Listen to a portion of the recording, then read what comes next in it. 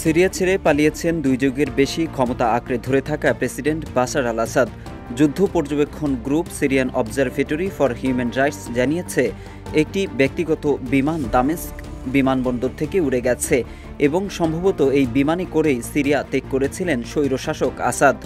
বাশার আল আসাদের পালানোর খবর দিয়ে বিদ্রোহী গোষ্ঠী হায়াত তাহরির আল শাম এই ঘটনাকে অন্ধকার যুগের সমাপ্তি এবং নতুন যুগের সূচনা বলে অভিহিত করেছেন।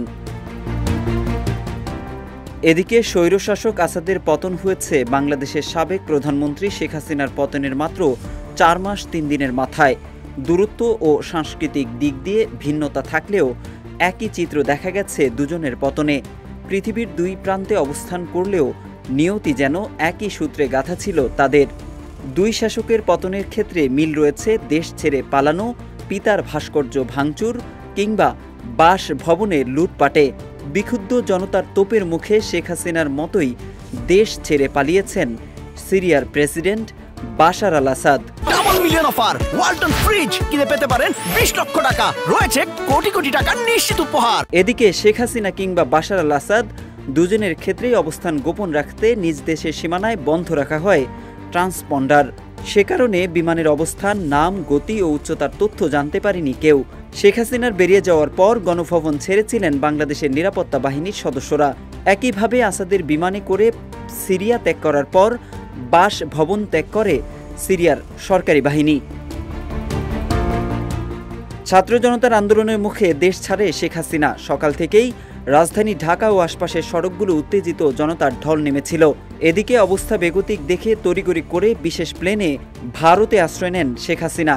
হাসিনার পতনের পর রাজধানী ঢাকা সহ সারা দেশে শিশু, নারী, পুরুষ সবাইকে রাস্তায় নেমে আনন্দ উল্লাস করতে দেখা গেছে, যেন কোনো মহাযুদ্ধে জয়ী এক জাতির বাঁধ ভাঙা উচ্ছ্বাস।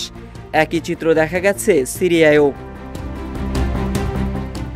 অপরদিকে সিরিয়ায় বিদ্রোহীদের আক্রমণের মুখে প্লেনে করে প্রাণ নিয়ে দামেস্ক ছেড়ে পালিয়েছেন প্রেসিডেন্ট বাশার আল আসাদ।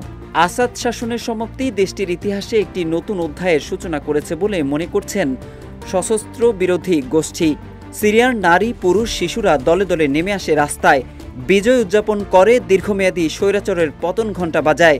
তারা বলতে থাকেন, আসাদ চলে গেছে, হোমস এখন মুক্ত এবং সিরিয়া দীর্ঘজীবী হোক।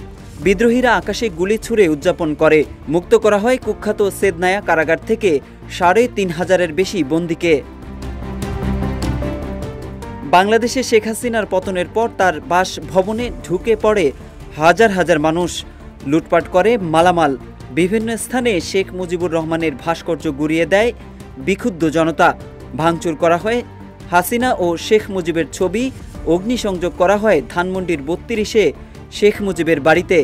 একই চিত্র দেখা গেছে সিরিয়াতেও। সেখানকার স্বৈরশাসকের পতনের পর মানুষ ঢুকে পড়ে সাজিয়ে রাখা বাশারের রাজপ্রাসাদে, লুটপাট করে রাজপ্রাসাদ।